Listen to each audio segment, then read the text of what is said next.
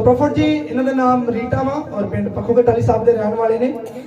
इन्हां दी गवाही इस तरह वा बोलदे कि सानू पिछले समय तो शैतान ने जकड़िया सी और बहुत मुश्किल सन कहते साडी जिंदगी दे विच। और जो प्रॉफिट जी असीं प्रॉफिट प्रभु दास मिनिस्ट्री दे विच आना चालू कीता, तुहाडे कोल रेगुलर प्रार्थना कराई, हर संडे दी मीटिंग च तुहाडे कोल प्रार्थना कराई। तुसीं बोलिया कि खुदा तुहानूं उस शैतान दे बंधन तो आजाद करन जा रहा। और प्रॉफिट जी तुहाडे शब्दां नूं इन्हां ने रिसीव कीता। अज बिल्कुल शैतान दे बंधन तो और मुश्किलों तो आजाद हो चुके ने परमेश्वर के अनुग्रह के द्वारा। अज वड्डी गवाही नाल परमेश्वर के भवन दे चाहिए।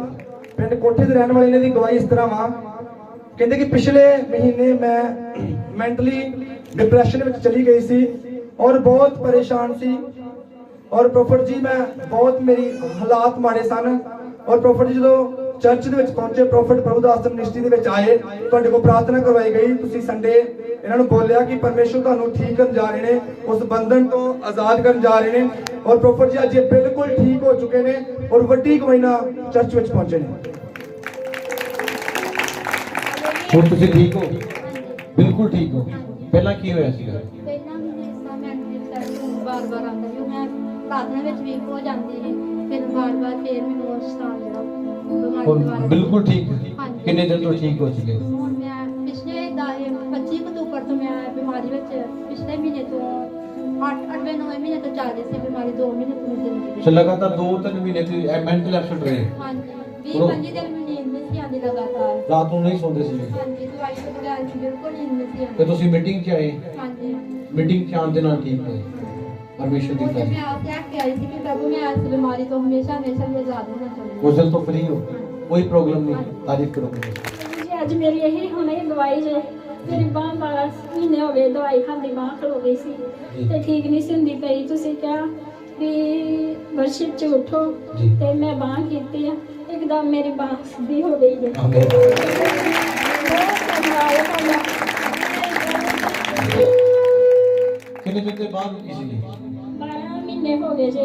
12 ਮਹੀਨੇ ਤੇ ਬਾਅਦ ਰੁਕੀ ਸੀਗੀ। हाँ जी ਤੇ ਕੀ ਇਹ ਤਾਂ ਬੋਲਡ ਨਹੀਂ ਹੁੰਦੀ ਸੀਗੀ? ओल्ड हो जाती सी तां नहीं सी हुंदी।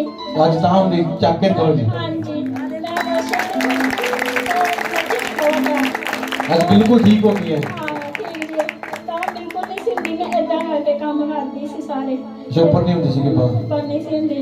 ते प्रभु जी नाले मैं जेड़ा तुसीं भजन लास्ट में बोलिया ते पिछली बार मेरा तमन्ना सी कि ये भजन जरूर चर्च च होवे। अज तुसीं ओह भी कीता ते मेरा मन उछल उछल के नचदा सी। महाराज जी बहुत ही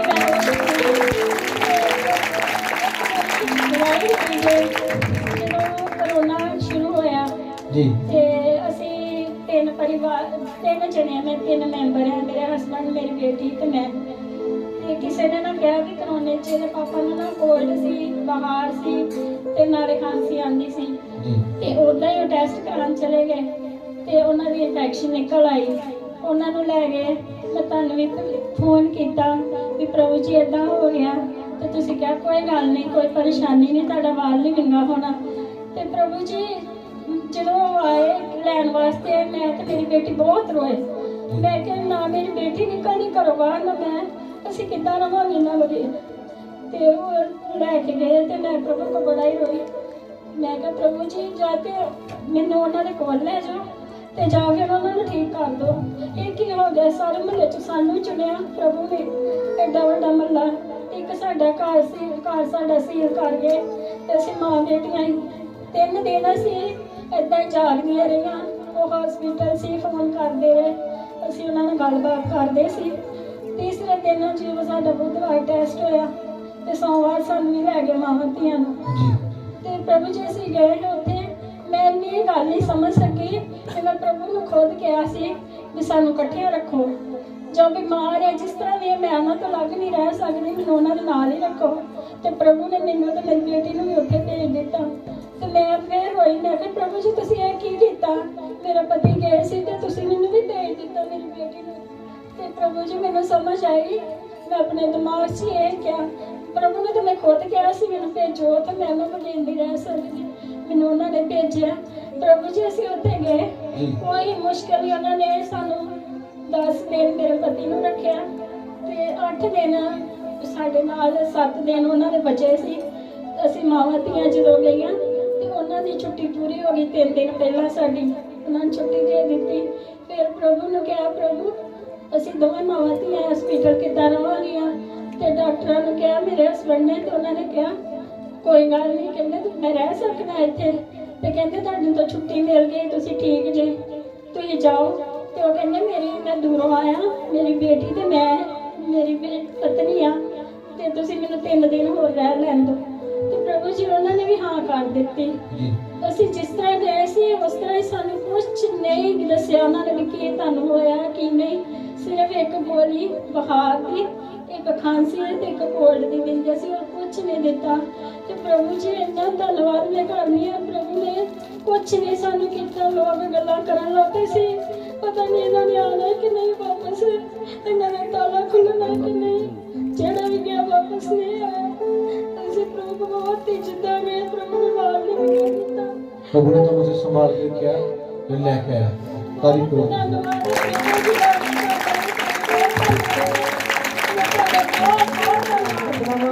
ਪਿੰਡ ਪੱਖੂ ਕਟਾਲੀ ਸਾਹਿਬ ਦੇ ਰਹਿਣ ਵਾਲੇ ਨੇ ਦੀ ਗਵਾਹੀ ਇਸ ਤਰ੍ਹਾਂ ਵਾ, ਬੋਲਦੇ ਕਿ ਇਹਨਾਂ ਦਾ ਪਤੀ ਪਿਛਲੇ ਦਿਨਾਂ ਤੋਂ ਬਹੁਤ ਜੂਆ ਖੇਡਣ ਲੱਗ ਪਿਆ ਔਰ ਕੋਈ ਕੰਮ ਨਹੀਂ ਸੀ ਉਹਨਾਂ ਦੇ ਕੋਲ। ਦੁਕਾਨ ਸੀ ਉਹਨਾਂ ਕੋਲ ਕਟਿੰਗ ਦੀ, ਉਹ ਵੀ ਬੰਦ ਹੋ ਚੁੱਕੀ ਸੀ, ਕੋਈ ਕੰਮ ਨਹੀਂ ਸੀ ਔਰ ਇਹ ਬਹੁਤ ਪਰੇਸ਼ਾਨ ਸਨ ਕਿ ਪਰਮੇਸ਼ਰ ਉਹਨਾਂ ਨੂੰ ਜੂਏ ਤੋਂ ਮੁਕਤ ਕਰਾਵੇ। ਔਰ ਪ੍ਰੋਫੈਟ ਜੀ ਜਦੋਂ ਤੁਹਾਡੇ ਕੋਲ ਪ੍ਰਾਰਥਨਾ ਕਰਵਾਈ ਗਈ ਚਰਚ ਵਿੱਚ ਆਣ ਕੇ ਤੁਸੀਂ ਬੋਲਿਆ ਕਿ ਪਰਮੇਸ਼ਰ ਤੁਹਾਡੇ ਪਤੀ ਨੂੰ ਜੂਏ ਤੋਂ ਆਜ਼ਾਦ ਕਰਨ ਜਾ ਰਿਹਾ, ਕਹਿੰਦੇ ਕਿ ਉਹ ਬਿਲਕੁਲ ਆਜ਼ਾਦ ਹੋ ਚੁੱਕੇ ਨੇ। ਅੱਜ ਵੱਡੀ ਗਵਾਹੀ ਨਾਲ ਇਹ ਚਰਚ ਵਿੱਚ ਪਹੁੰਚੇ ਨੇ। ਸਭ ਤਾਰੀਫ ਕਰੋ ਜੀ। ਪ੍ਰੋਫੈਟ ਜੀ ਸਿਸਟਰ ਦਾ ਨਾਮ ਆਸ਼ਮਾ ਵਾ ਔਰ ਪਿੰਡ ਖੋਜੇਵਾਲ ਤੋਂ ਨੇ। ਇਹਨਾਂ ਦੀ ਗਵਾਹੀ ਇਸ ਤਰ੍ਹਾਂ ਵਾ ਕਿ ਪਿਛਲੇ ਦਿਨਾਂ ਤੋਂ ਇਹਨਾਂ ਦੀ ਛਾਤੀ ਦੇ ਵਿੱਚ ਦੋਨੋਂ ਸਾਈਡ ਤੇ ਗਿਲਟੀਆਂ ਹੋ ਗਈਆਂ ਔਰ ਬਹੁਤ ਪੇਨ ਸੀ। ਔਰ ਪ੍ਰੋਫੈਟ ਜੀ ਜਦੋਂ ਇਹਨਾਂ ਨੂੰ ਟੈਸਟ ਲਈ ਹਸਪੀਟਲ ਦੇ ਵਿੱਚ ਲੈ ਕੇ ਗਏ ਤਾਂ ਪ੍ਰੋਫੈਟ ਜੀ ਡਾਕਟਰਾਂ ਨੇ ਬੋਲਿਆ ਕਿ ਇਹਨਾਂ ਦਾ ਜਲਦੀ ਆਪਰੇਟ ਕਰਨਾ ਪਏਗਾ, ਇਹਨਾਂ ਦਾ ਕੱਲ ਤੱਕ ਤੁਸੀਂ ਆਪਰੇਟ ਕਰਾ ਲਓ। ਇਹ ਬਹੁਤ ਮੁਸ਼ਕਲ ਦੇ ਵਿੱਚ ਸਨ ਔਰ ਪ੍ਰੋਫੈਟ ਜੀ ਬਹੁਤ ਪਰੇਸ਼ਾਨ ਹੋ ਗਏ ਕਿ ਆਪਰੇਟ ਹੋਣਾ ਵਾ, ਉਹ ਵੀ ਦੋਨਾਂ ਸਾਈਡ ਤੇ। ਔਰ ਪ੍ਰੋਫੈਟ ਜੀ ਬਹੁਤ ਪਰੇਸ਼ਾਨ ਜਦੋਂ ਪ੍ਰਾਰਥਨਾ ਭਵਨ ਚਰਚ ਦੇ ਬਾਰੇ ਦੱਸਿਆ ਗਿਆ, ਪ੍ਰੋਫੈਟ ਪ੍ਰਭੂਦਾਸ ਮਿਨਿਸਟਰੀ ਦੇ ਬਾਰੇ ਦੱਸਿਆ ਗਿਆ, ਇਸ ਜਗ੍ਹਾ ਤੇ ਆਏ ਔਰ ਰੈਗੂਲਰ ਇਹ ਤੀਸਰੇ ਸੰਡੇ ਇਸ ਚਰਚ ਦੇ ਵਿੱਚ ਆ ਰਹੇ ਨੇ। ਔਰ ਇਹ ਦਰਦ ਜਿਹੜੀ ਇਹਨਾਂ ਦੀ ਬ੍ਰੈਸਟ ਵਿੱਚ ਦਰਦ ਸੀ, ਛਾਤੀ ਵਿੱਚ ਦਰਦ ਸੀ, ਉਹ ਜਾ ਚੁੱਕੀ ਆ। तो और कहते कि गिल्टियां भी तुहाडी प्रार्थना के द्वारा तुसीं कहा सी, इन्हां नूं बोलिया सी फोन दे उत्ते कि पर अज मैं प्रार्थना करांगा तुहाडीआं गिल्टियां जिहड़ियां वा छाती दे विच तुसीं उन्हां तो आजाद हो जाओगे। और इन्हां ने तुहाडे शब्दां नूं प्रॉफिट च रिसीव कीता और पिछले संडे भी प्रेयर करवाई, तुसीं इन्हां नूं उस दिन भी बोलिया कि अपने टेस्ट करवाने जाके नॉर्मल टेस्ट आउणगे। और प्रॉफिट जी ये बोलदे कि अज बिल्कुल टेस्ट नॉर्मल आ चुके ने और बिल्कुल ठीक हो चुके ने, गिल्टियां जा चुकियां ने तुहाडी प्रार्थना के द्वारा। और अद्भुत गवाही वड्डी गवाही आ आज तीसरे संडे इस चर्च में पहुंचे ने और खुदा ने इन्हां दी जिंदगी च बहुत अद्भुत गवाही बनाई आ और तुहाडा और खुदा दा धन्नवाद करदे ने सब जो प्रॉफिट जी भरा दा नाम मंगा और पिंड शकरी दे रहन वाले ने। और इन्हां दी गवाही आ पिछले दिनां च तुसीं संडे मीटिंग विच प्रोफेसियां कर रहे सी कि जिन्हां दे घर नहीं बने परमेश्वर नूं नवें घर देण जा रहा वा, परमेश्वर ने घर बनाउण जा रहा। और प्रॉफिट जी कह रहे ने कि पिछले दिनां तो तुहाडी असीं शब्दां नूं तुहाडी प्रोफेसी नूं रिसीव कीता और साडा घर बन चुका, एक बहुत अच्छा खुदा ने घर बनाया और लैंटर पै चुका वा। अज असीं वड्डी गवाही नाल चर्च विच पहुंचे। सब तारीफ करो। इस भैन दा नाम सुनीता वा और इन्हां दे बेटे दी गवाही आ। इन्हां दे बेटे नूं पिछले दिनां तो लत्त दे उत्ते कख लग गया सी और प्रॉफिट जी पूरी लत्त ते इन्फेक्शन हो गई सी और कहंदे सी बहुत फांडे कराए पर कोई आराम नहीं सी आ रहा। और प्रॉफिट जी जदों प्रार्थना इस चर्च विच पहुंचे तुहाडे कोल प्रार्थना करवाई गई, तुसीं प्रेयर ऑयल दिता करके इन्हां नूं कि अज तो बाद तुहाडा बच्चा इस कख तो ठीक होण जा रहा वा। और प्रॉफिट जी तुहाडे शब्दां नूं रिसीव कीता, कहंदे कि अज बिल्कुल बच्चा चंगा हो चुका वा। असीं वड्डी गवाही नाल चर्च विच पहुंचे। तारीफ करो एक बार जोर दे नाल। चंदू नंगल के रहने वाले ने इन्हां दी गवाही इस तरह आ कि तुसीं पिछले दिनों तो प्रोफेसी कर रहे सी कि कोई ब्रदर इस जगह ते है जिहदे कोल कोई काम नहीं है, वो काम नहीं दौड़ रहा पर काम नहीं है। और प्रॉफिट जी ब्रदर कहते मेरे कोल कोई काम नहीं सी, तुसीं बोलिया सी कि परमेश्वर तुहानूं काम देण जा रहा। इन्हां ने तुहाडे शब्दां नूं रिसीव कीता, कहंदे कि परमेश्वर ने पिछले दिनों तो मैनूं काम दे दिता, मैं वड्डी गवाही नाल चर्च विच पहुंचा। प्रॉफिट जी भैन दा नाम बेबी आ और शाहपुर तो रहने वाले ने। इन्हां दी गवाही इस तरह वा कि पिछले दिनों तो इन्हां दे कान दे विच बहुत दर्द सी और कान दे उत्ते गिल्टी सी। और प्रॉफिट जी हर संडे मीटिंग दे विच आउण लगे तुहाडे कोल प्रार्थना करवाई गई, कहंदे कान दी दर्द भी जा चुकी है और कान दी गिल्टी तुसीं चेक कर सकदे जो, कान दी गिल्टी भी परमेश्वर ने गायब कर दित्ती आ। तुहाडी प्रार्थना दौरान वड्डी गवाही नाल आए ने।